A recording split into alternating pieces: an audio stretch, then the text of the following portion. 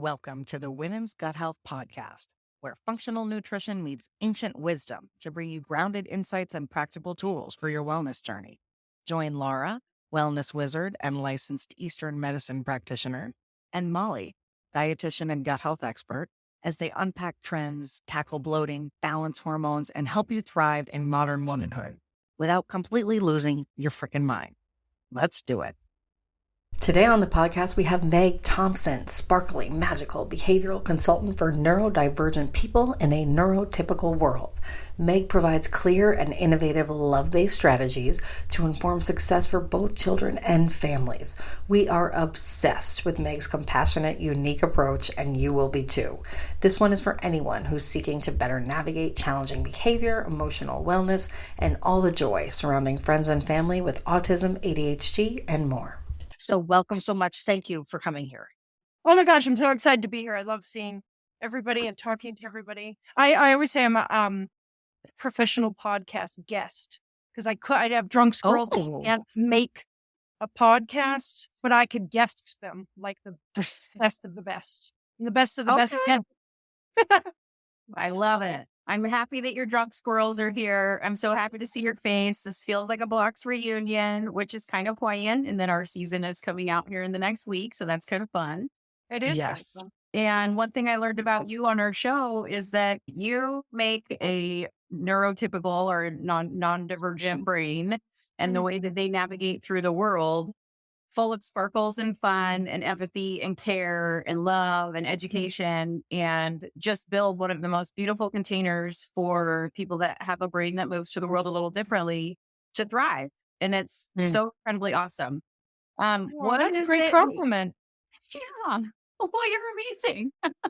Molly and I were curious if you can kind of, define for our listeners, what is the real difference, or is there any difference between, neurotypical, neurodivergent? Like, can you get our vocabulary correct here so we're all on the same page from the start? Yeah, so neurotypical is what it sounds like. It's just typically how brains are designed, right? In a normal, we're putting that quotation marks, in a normal way.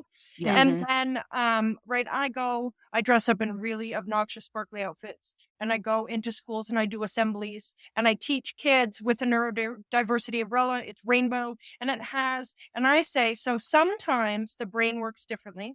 Science loves it, and they love the patterns of that brain, right? So Down syndrome, gifted, autism, ADHD, anxiety, dyslexia, dyspraxia, all right. They have such different patterns.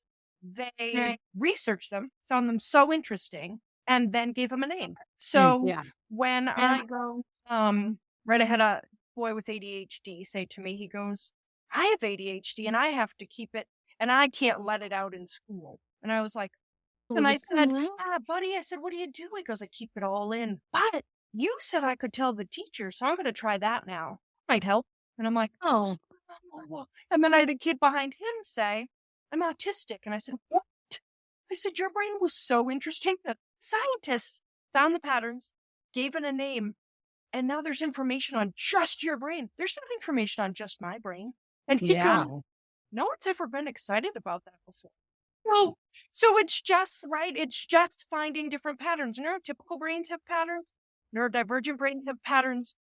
Kids with autism have patterns. Kids with, right? So that's my job, is hunting for those patterns. So when I went to a school yesterday and today, and within 5 minutes, I was like, you should talk to those parents about maybe a neuropsych eval, because that child has a lot of patterns that fit in the autism spectrum category. And when they get diagnosed, and now you know the patterns and you can have the strategies for that kid. And it's like, it's like, oh, I have this book. This one's not good. We're going to put that one away. I got this book now. And now it has the stuff that actually will help. So that's the difference between them. I think it's a different book. It's a different pattern. Oh, that's a great explanation. Thanks. So I get to my job, Molly. So tell us a little bit about because, obviously you're on She's Got Guts, and that means that we are going to talk about food in one way or another. So tell us kind of, okay, when someone comes to you, what are common things that you see? What are some stories that you want to get out there to, moms and then other people who are listening who have who want to kind of approach their neurodivergent friends and family in a way with more understanding and compassion? Well, meaning food wise, since We can start with food or whatever you want to say. You're the um, boss, really. so I think that I have been responsible for being in a home or in a classroom with kids that are neurodivergent, and it's highly hereditary. So if Mm. you have 3 kids and all 3 kids fit under that neurodivergent umbrella, it's pretty likely there is parent or someone close, like an aunt, uncle, grandfather, grandmother, that is also neurodivergent. So I've been responsible for the parents going, wait, I didn't think that was weird or strange or odd or different, but I think I might be autistic or ADHD or I, Mhm. right. Or sometimes I ask, like, if the child's highly anxious, anybody in your house anxious? And the mom or dad are like, yep, uh-huh. And I said, have you ever told them that? Have you ever shared strategies? Have you ever described how your brain works? Because just having someone in your house that also, right. So you're not like the weird person in Right. your Yeah. I had in this past year, a little girl she's 3, diagnosed with autism. And then the mom's like, oh, we kept blaming it on my husband, and I think it's me. And then her mother realized it was her. Huh. And so I would go and do a home visit with the 3-year-old, and the grandmother would pull me aside. I just need 5 minutes. I just need 5 minutes. And I said, Oh. and she's like, is there a reason to get a neuropsych besides it will explain a lot? And I was like, that's the Mhm. exact reason to get it. If you can, insurance will pay for it, or you have money to pay for it. Because if you don't have insurance, it's like thousands of dollars. Wow. That alone could change your whole life. Like, oh, wait, this the pattern that I fit into? Oh, everybody fits in that pattern. This whole time I just thought I was weird. This whole Mhm. time I just thought that's why I was so anxious. That's why I had no friends. That's why I ate that way, or that's why I slept that way, or that's why I couldn't never felt like I fit in, right? Sometimes Mhm. that means that mental health can flip and change, right? Self-esteem can flip and change. So I think that it's really important to not so like Fred, I always say, guys, it's not 1985. You need new information. Mhm. 1985, being neurodivergent was a death sentence, right? If your child's autistic, it's like, what? Oh my gosh. It's not Right. anymore. Now it's just like you just have a different pattern that they gave a name, and now you're going Yep. to do things specific for your pattern. It's not. And how cool is it if you're a kid at 4 and you're autistic? And then your mom realizes, or dad realizes, or uncle realizes. And now you have someone to go on that adventure on a different path with you, and you don't have to go by yourself. That's a pretty cool thing, I think. Yes. To not have that Absolutely. alone, right? Yeah. Yeah.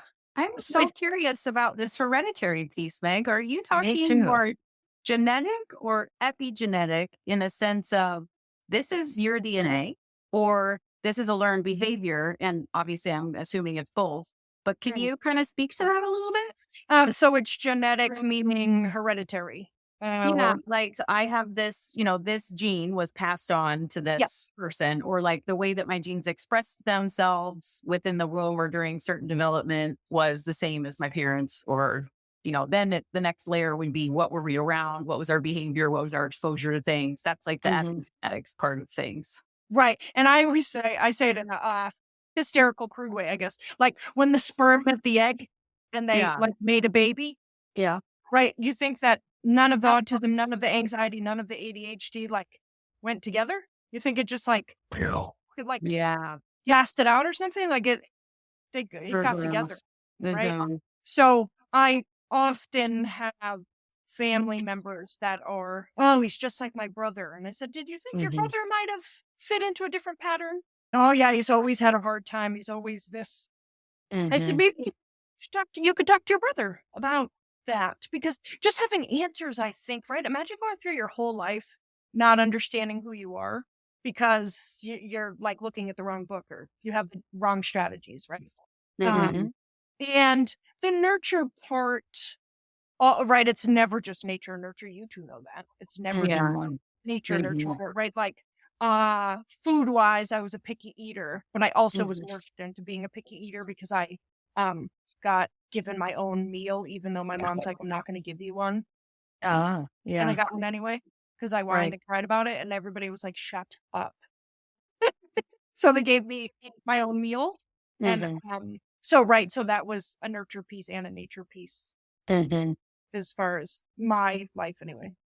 And Yeah. could these genes be turned on by, like, let's say the buzzword right now is red dye? Is Yeah. anything like that, any kind of nutritional factors or other things, or could they make it more likely that your gene will express some of this neurodivergent behavior? But I think it makes it so, right. I always say, food, when I have a challenging behavior and nutrition workshop, and I was like, I Oh. have something I got, guys, in, what is it? I got it in 2000. So it's 24 years ago when I first started. No, 2000. I think I've had it 12 years, not 24, 12 years. And it is an Entenmann's cake that I got at the dollar store. That's not where you should shop, by the way, for Entenmann's cake.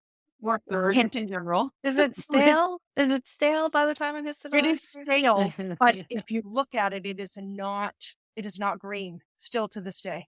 Right. It is still, it's hard and you wouldn't eat it, but there's so many preservatives that it never molded or. Oh, wow. My Yeah. ears never hit it right. I've never opened it, but I'm like, eh. So Well, I that always little say, saran wrap is not, right. it's not a hyperbaric chamber. I think that if you can adjust food and dyes, it is helpful to do so, especially with children with ADHD, right? I went to a house, 2 kids with ADHD. And when I went there, the mom's like, they're like off the walls. And I was like, I get there at dinner, bedtime, and they're not off the walls. I was like, I must have came on a good day. I was upstairs reading books with them, trying to like figure out where's this ADHD I keep hearing about. And the mom calls them down. They went downstairs. They came upstairs. About 15 minutes later, they were like basically climbing the walls, hanging from the curtains. And I was like, WTF, what just happened? Right. I said, when you called them downstairs, what'd you do? She goes, I gave them their vitamins, which was a Flintstones vitamin, which has red Wow. berry in it. And they were highly susceptible.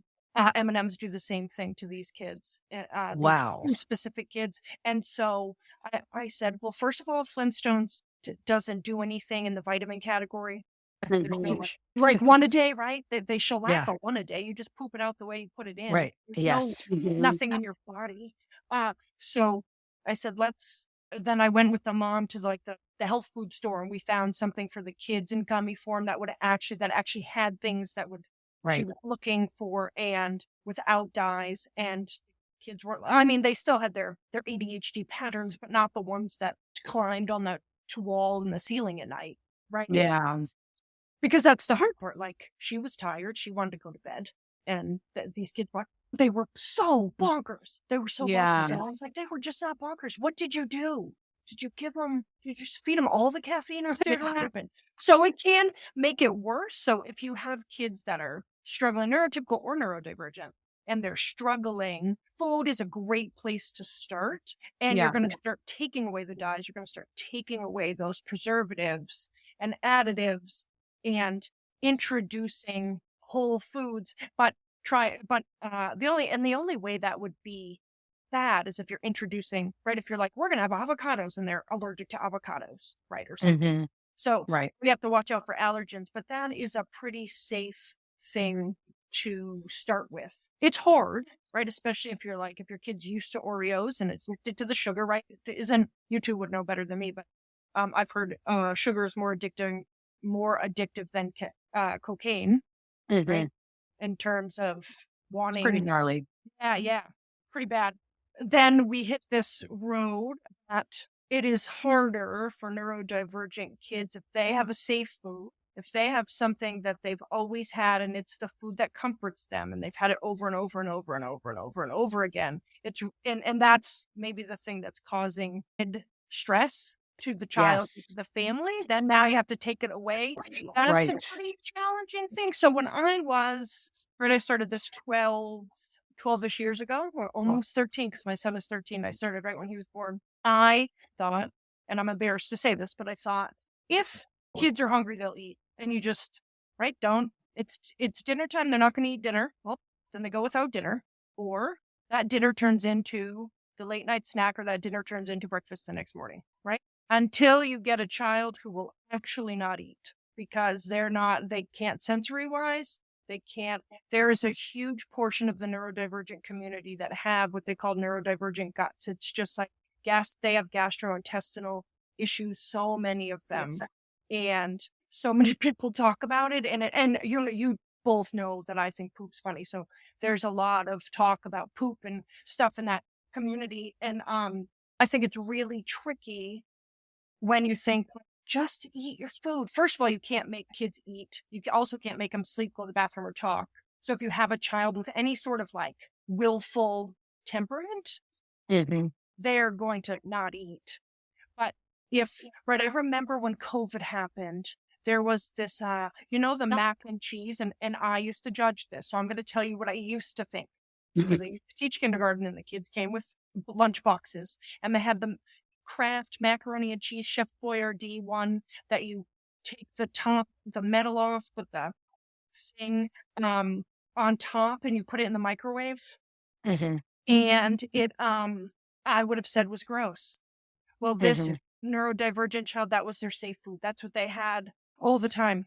And the mom had a hard time finding it during COVID. And she was like, does anybody have it? She was asking everybody, can you go to your stores and look up? Because she knew that her child was not going to eat. Right. So people, the world is still good. Like, sent her stuff, Chef Boyardee or Kraft macaroni and cheese, whatever one it was, found her, and then sent her all of it and like pallets of it. So she had it forever, couldn't be forever, and then the child ate, and Molly, you a parent? Yes? No. Okay. So Lara and I know that, right, if your kid doesn't eat, right, then you're like, I guess if your pets don't eat, you're like, something's going on, and really hard. It's so stressful. You're like, my one thing to do is to keep you alive. And to do that, you need food. Sure. And now it's turning into a battle. And all I want to do is love you and nourish you and give you what you need. And there's this huge roadblock in between. That's really hard. And you can't make them do it, right? You can't, right? So then I am fighting all these people who are like, first of all, it's okay if they have a safe food, and that's what they want to eat all the time. That's where we're going to start. You're just going to keep doing it. But kids that can eat other things or don't have safe foods or don't have neurodivergent guts, we turn it into, you get dessert if you eat your food, you get sticker charts. I don't do any stickers, tickets, tokens, points, clips, or candy, and any sort of rewards. No rewards. Yeah. Right. No rewards. And we definitely wouldn't do it around sleeping, eating, and going to the bathroom, because you can't make a child do that. Well, then they're fully in charge. And I think even neurodivergent guts get this reward system, and they're like, but I can't do it. I can't. Right. There's a thing called ARFID too. You guys. Yes. I work with that a lot. Yeah. So that is really tricky. And I follow some people who write. So the big thing now is the ARFID community. They're people trying to, it's so cute. I think they're trying to do taste tests, and they're trying to challenge themselves. Oh, yeah. Right. I follow a lot of accounts like that. And they've then met each other. They've like flown across the country to meet each other. And it's so cute. But it's like very particular. One of the Torin is one of them, and he tried a grape tomato. He was like, no, thank you. I was like, and I've never eaten a grape tomato because I can't eat raisins. So like when I think that kids are being what we would say is fussy or picky, right? That quotation marks. I'm like, that's like, if you're like, Meg, this is what you have to eat. You're going to have raisins and grape tomatoes. And I bet I'll die. Yes. I'm like, I don't know how hungry I'd have to be for those two things to go in my mouth and chew them. Yeah. That's how I felt. Yeah. It's a recent experience. Yeah. So I think that we have to be very patient with where kids are starting, and we have to, I think, drown out that parents really like to judge other parents. So we have to drown out that piece of, right, I'm not. So don't judge my family when I'm trying to feed my kids. Yeah, for sure. So I have noticed in my experience of being around children with autism or ADHD or whatever, is that there is a pull towards like some of those comfort foods are often very gluttony or cheesy. And I wonder if the component of like that innate draw towards foods that make you feel good, like you understand that when you eat this, it makes you feel good, not only because it's not disgusting texture wise and all those other sensory parts that come into it, but also like you feel good. You may not recognize that that's a short period of time that you feel good, but that you feel good. And so you naturally like want those foods more. So I'm curious if you find that like, and that's kind of a slippery slope too. If you are dealing with children that have some gut issues and you're trying to quote unquote clean up their diet, but that makes them feel good and it's their safe food. Like, how do you approach slowly navigating that in a non-traumatic way? And it has to be so slow. So probably the thing that's hardest for me is I'm hugely flexible. Like if you were like, you're going to go on a trip tomorrow, Meg, pack. Right now, we're going to leave at 5. I'd be like, warmer, cold weather. I'm going. It's great. Oh, Right? Like I'd go, and my husband like twitches on his right side. He's like, yeah. oh. So I'm hugely flexible, and it makes me good at what I do. But when kids are inflexible or parents are inflexible, just either by nature or they're inflexible, right? Kids are inflexible with food because it makes them feel gross or a texture, they just can't do it. So you have to go so incredibly slowly that it feels like you're not going anywhere sometimes. And I'm thinking of this mac and cheese girl. If I'm thinking, I couldn't eat mac and cheese. I am lactose intolerant and I'm gluten free. Yeah. So, but I wasn't always. So if that was my safe food when I was 10 and it's still my safe food, but I've had so much of it now that my body's like, and you're done. Because that's what my body did with gluten and milk. Oh, Meg, you've had enough of that. No more for you. And I get headaches and stomach aches, right? That what happens if I grew up and that's just what I eat because that's what I'm used to. And that's how it is.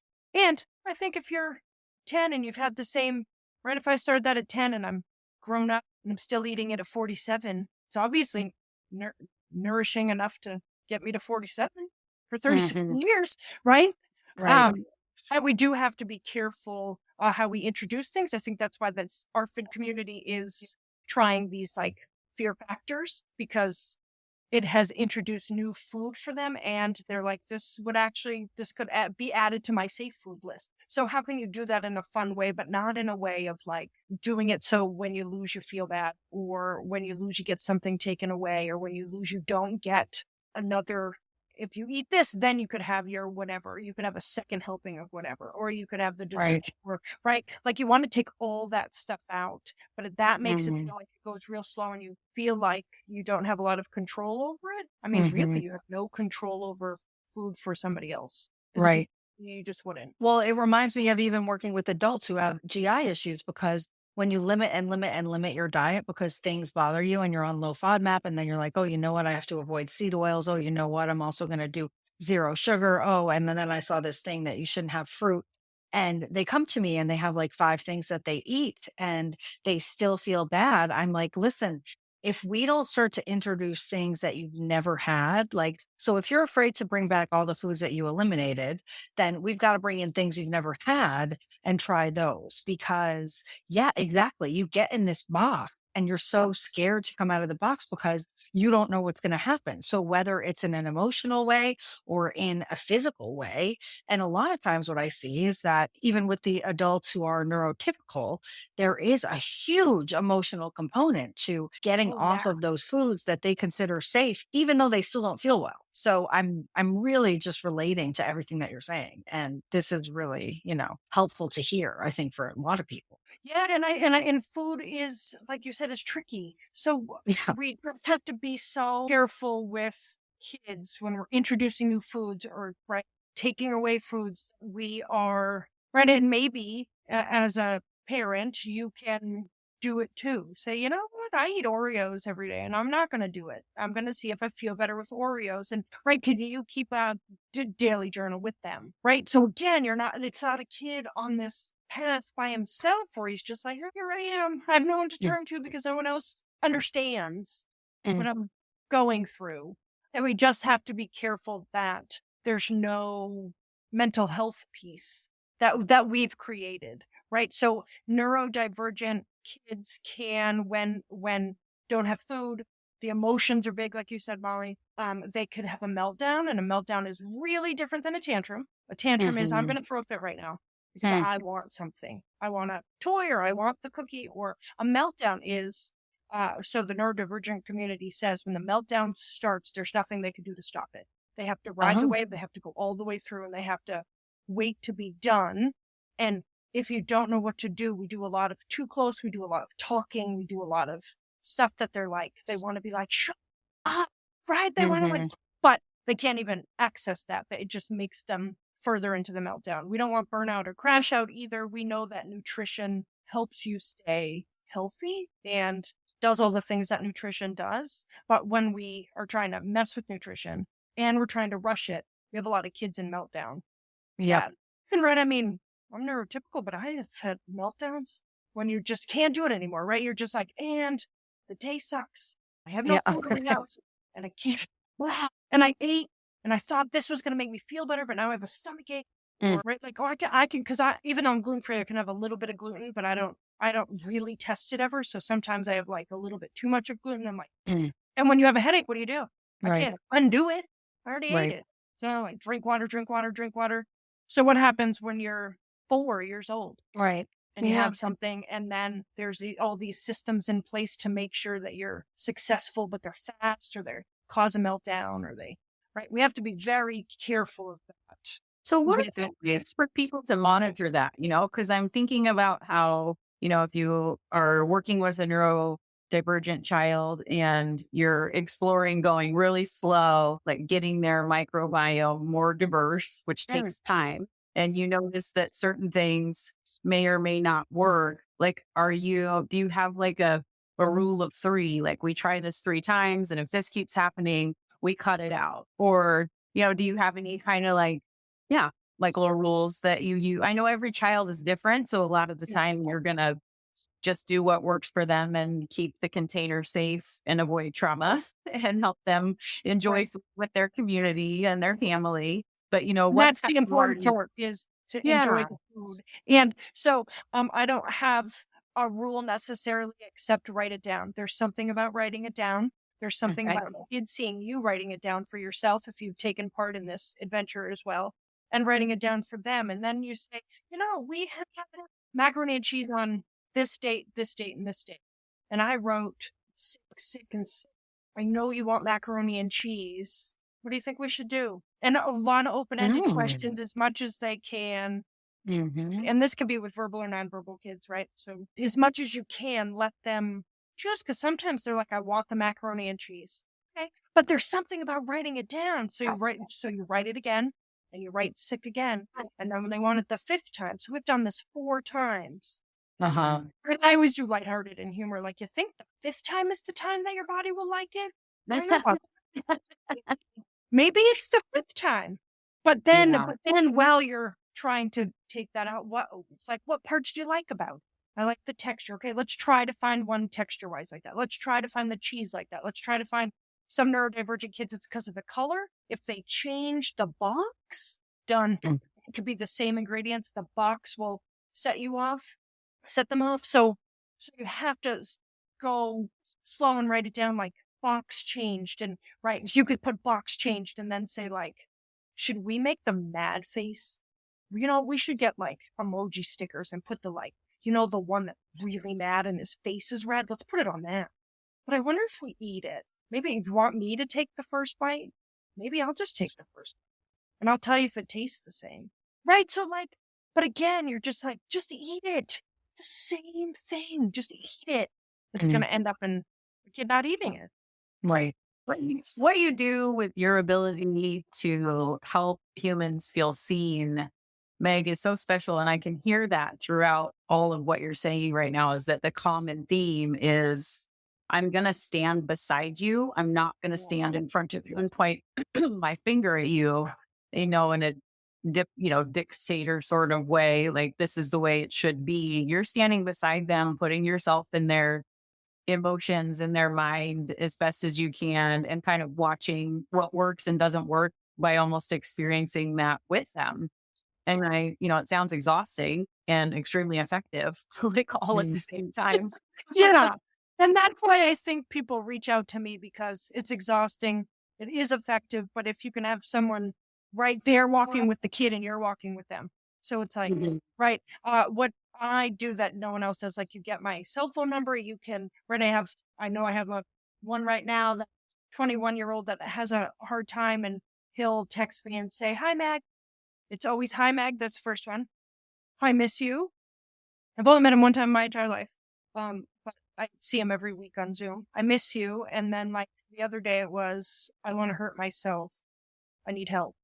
But that's like hard. a regular, I'm going to say therapist. I'm not a therapist because that's not my title, but a regular person who would help. You can't, that is one of his strategies, is to talk to me about it. And I know what to do. I said, "Remember, moving pianos helps you.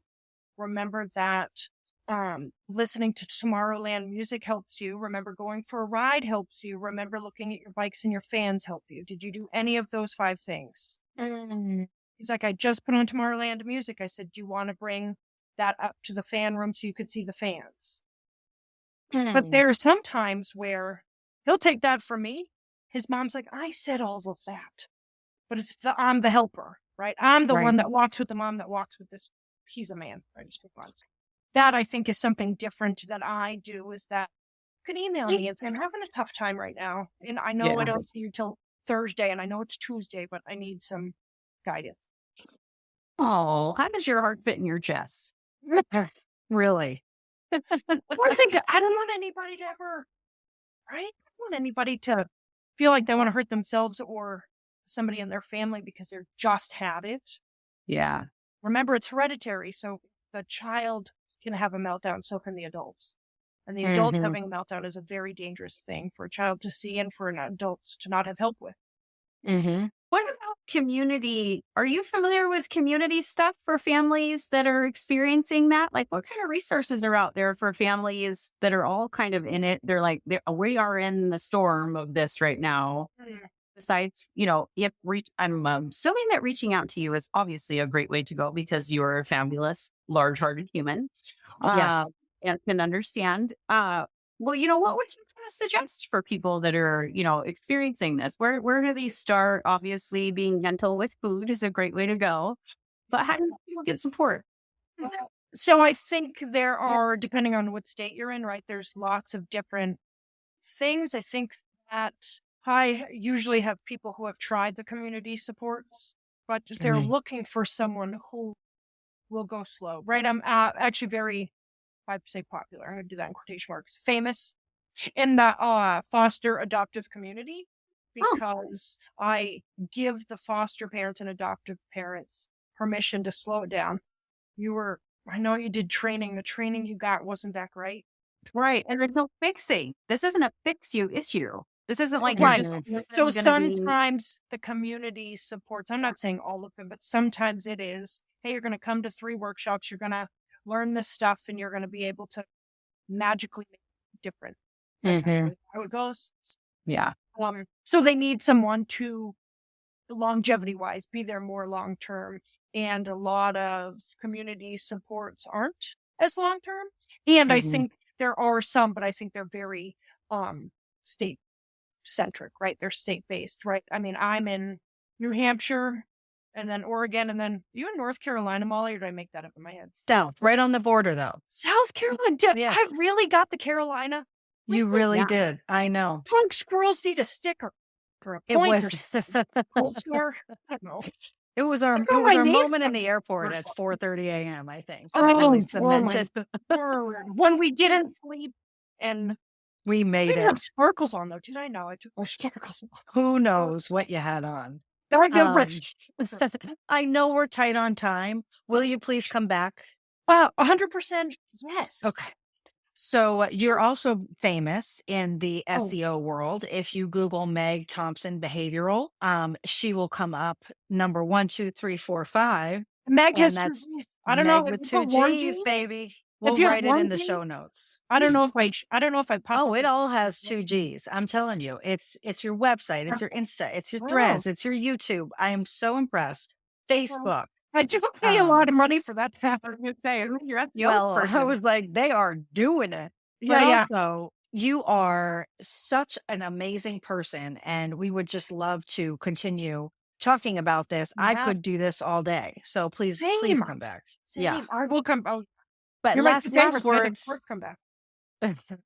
Now that I've interrupted you twice, talking to pathology. last words for anyone who's out there that listened to this podcast and is like, okay, well, what the heck? I think I might be neurodivergent, or I think my child might be neurodivergent, or my niece, or whatever. Where would they start? What would be something that they could do? Okay, this is what I'm going to leave with. I didn't mention it at all because I was hoping you would ask me for my last thoughts. It's like you read my brain. So I am sassy and feisty, as you both know. Good. And so when someone says, what do I do with someone who's neurodivergent, or if I am or whatever, I say, well, you got to spoil them. And spoil is an acronym. So you're going to slow it down. That's the S. You're going to put it on the shelf or prioritize, right? Is it the food that you have to prioritize with, and it's not the sleep? Like if you try all of it, just like in a diet, you're going to stop your diet, right? Always overwhelm. What overwhelms the child? It's usually lights, sounds, crowds, smells. I is interest. If you have a neurodivergent kid, it's almost always do things that are interest-based, right? If you're going to change food, maybe get new plates. If they like, I met a kid today that loves lava. Like, how could you incorporate lava into this big change of food, right? So, right? So interesting and information. Like I said, it's not 1985 anymore. We need new information around neurodivergent brains, and the best place to get it is actually not me. Is someone who is in the neurodivergent community. But I work really hard to be the person that you can come to, even though my brain is not wired that way. And the L is lived experiences. Go and find people on Facebook, people on social media, and find and ask them questions, right? I also am pretty popular in that 2S LGBTQIA+ community. And I am none of the letters. But I have a lot of kids who are that way and will seek me out, even though I am not in that community. So, because I do get a lot of information, a lot of neurodivergent kids fall into that community as well, and adults fall into the community. So we have to spoil the kids, right? The SPOIL. So that's what I would say. Those 5 things, great SPOR. Yeah, those 5 things are really important to start that journey, because it gives you permission to jump outside the neurotypical box that you were stuck in, where you thought, I don't count, something's wrong with me, right? My mental health, my self-esteem are really bad. I'm going to get out of that box. And I have permission to do all those things I said, the SPOIO. And I think that's really important. The P is permission. Put it on the shelf. Put it on the shelf and prioritize. Prioritize. It could also be permission. I'm going to add that. Oh, hey, look at that. Yep. Permission to do those things. Like, little kids need permission, because otherwise they see all the other kids doing these other things, and you're like, but their brain works differently than yours. So they're doing what works for their brain. You're going to do what works for your brain. Yeah. Good job. And even as adults, we need to give ourselves permission to be who we are, right? And talk to ourselves nicely. We talk to ourselves I would never talk to either of you sometimes like I talk to myself, which healthy. Right. That's true. Like, it's so hard on myself. And I was like, I would never do that to Molly. I would never do that. Ever. Right. Well, just imagine us sitting here saying, Yeah. We got your back. Thank you so much. Girl. We love you. Thanks for coming on. Come on again. Thank you. Okay, bye. Thank you so much for listening. We offer personalized support to clients in many ways and would love to work with you. Reach out to Lara at Lala's Wellness and Molly at Women's Gut Health for more information. Unlock your full health and hormone potential with Super Cute, Boom Bomb, and Bestie. Check out the link in the show notes for more. See you next Saturday.